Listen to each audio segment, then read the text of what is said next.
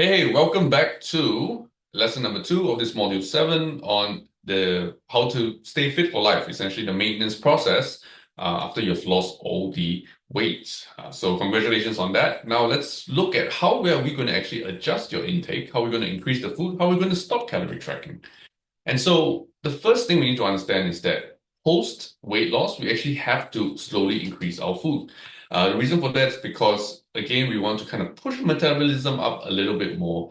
If you've been dieting for a while, your metabolism would be a little bit more adjusted downwards because your body is accommodating to the weight loss effects. And we're going to use a very gradual approach, okay, a gradual increase approach. And honestly, it's really simple. You just want to increase your calories from about 100 to 200 calories per week. I would definitely advise if you are a bit cautious, if you want to be a bit more cautious, definitely go on the side of 100 calories or so. But I think for the most part, for most people, right from the start, you can probably add about 200 calories, maybe even 300 calories for the first week to 2 weeks, and then kind of see how things level out. One thing to take note though is you actually have to allow for a little bit of maintenance weight gain.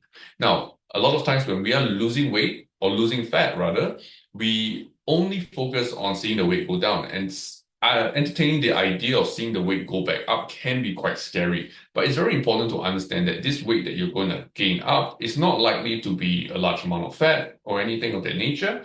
In fact, it's just the fact that you're going to be eating more food, likely, that is going to add a lot more water retention to the body because you're going to have more food mass going through the gut. You're going to have a lot more glycogen, in the muscles, in the body itself. It's going to hold on to a bit more water. So what we usually do is we want to allow for about a 1 to 2% kind of weight gain, which will still be within that maintenance levels that we're looking for. For example, if you have, I'm just going to use a super simple number here. Let's say 60 kilos is your end weight that you finish that. You will probably want to allow for maybe up to 61.2, 60, even 61.5 kilos or so as your maintenance weight gain. And this level of maintenance weight gain we're actually looking at is going to be an average weight gain. Okay, so it's not just any one specific day that you happen to be, 61.8 or something, and then you panic. No, if you're going to look at it over the week and say, okay, cool, where are the middle of the week? Kind of where are you sitting at? And looking at the average. So the macros for your maintenance still counts. You definitely still want to make sure you're eating enough protein because you have to continue to preserve the muscles that you've built. You have to continue to give your body enough materials to recover so that it can actually keep itself burning, enough calories, keep the system going well, and upregulate the metabolism well. The carbs and fats are going to be based on your activity level. So it really depends on how active you have gotten. If you're going to maintain a certain high level of activity, you're going to probably have a little bit more bandwidth to add more calories back. If you are, relatively sedentary, if the nature of your work is relatively sedentary, you might not have as much of a, bigger runway to kind of add food back as well. Okay, so this is more something you need to adjust as you go along. The important part here that we wanted to talk about was moving away from calorie tracking. So once you have kind of found, the level of maintenance, you actually want to then transition away from the calorie tracking component. So the beginning part of the maintenance journey where you're still finding where your new maintenance is, that you want to stay with that and stay with using calorie tracking to help you manage that. So you're adding things back in a more, more I would say, a much more surgical manner that will allow you to efficiently find the maintenance quicker. But once you are done with that, as I mentioned in the earlier lesson, you want to slowly wean off calorie tracking. Now, why? Because for a lot of people who are not used to doing it or for a long period of time, it can be it can be very useful initially, but it can also potentially lead to certain levels of obsessive behavior, high levels of neurosis, where you might end up developing in a complex of worrying about how much calories are in all the foods.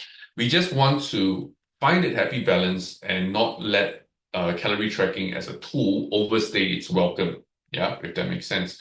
So the goal here is we want to then shift away from that to develop a more intuitive approach to the eating process, where you're actually having a much better sensing of how much your body actually needs. And I don't mean this in the sense of, oh, my body is craving this this particular food, and so I need to eat chocolate or something of that nature. Now, that's definitely not intuitive eating at all.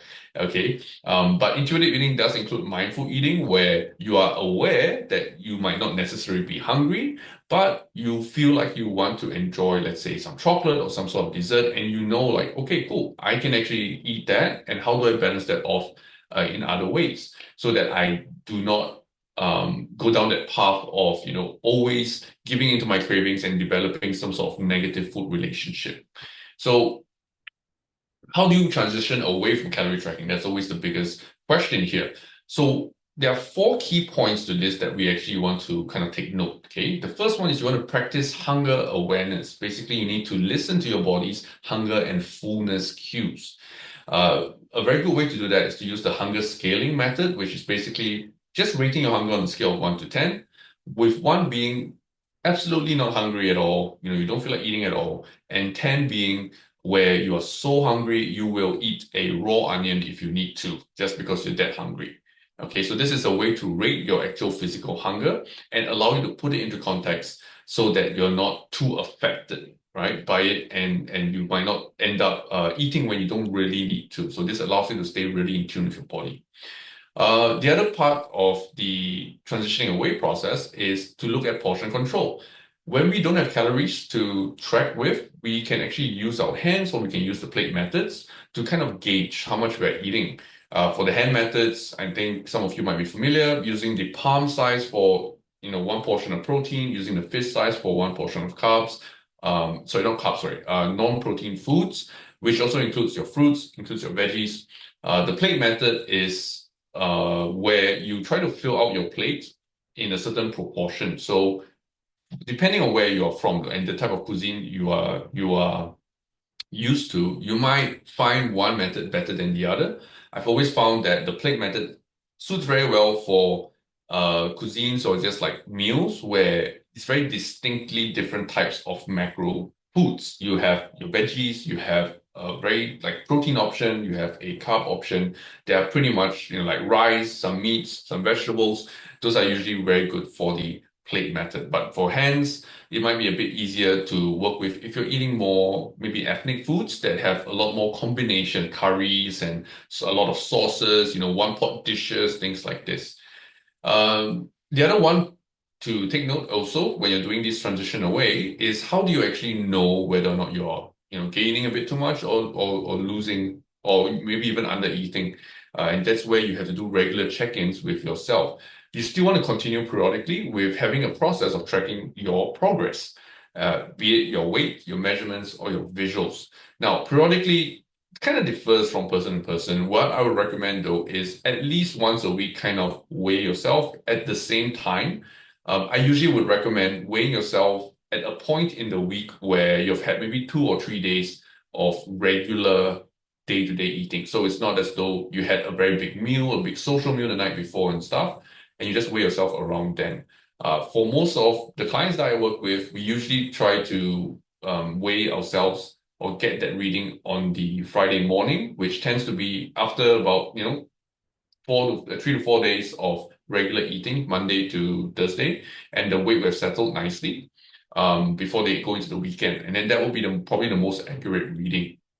Another thing you could do, obviously with measurements, again, taking those measurements maybe once a week will be very useful as well. Visuals wise, I don't think many people take too many photos of themselves beyond the weight loss process. But if you wanted to do that, you could do that maybe once a month as well, just to kind of get a gauge for how your body's looking.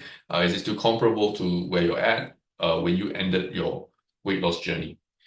The last part of it is just practicing mindful eating and planning ahead. So mindfulness includes when you're eating a meal, completely enjoying it, savoring it, trying to eat slowly, maximize the enjoyment of the foods, um, and allow yourself to really indulge in that sense, indulge your senses in it.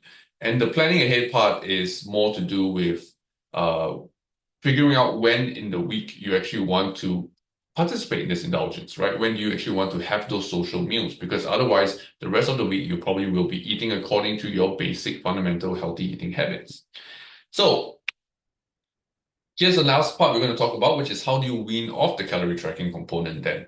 So once you've found your maintenance level, you want to, which will usually take you about 2 to 4 weeks post weight loss for most people. For some people, it can be a bit longer. I've had clients that, we consistently add calories for up to 8 weeks even, and, their body's still adjusting to it nicely. And, that's a good thing, right? Like, because now their budget in their body for the calories is much higher.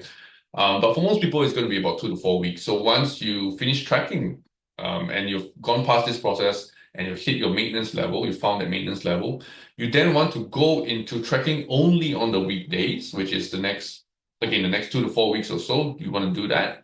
And then once you've done that for 2 to 4 weeks, and you should generally be maintaining around the same range. And on the weekends, when you are trying to indulge a bit more, you would be practicing some of the mindfulness with what we mentioned earlier, some maybe even some of the portion control elements as well.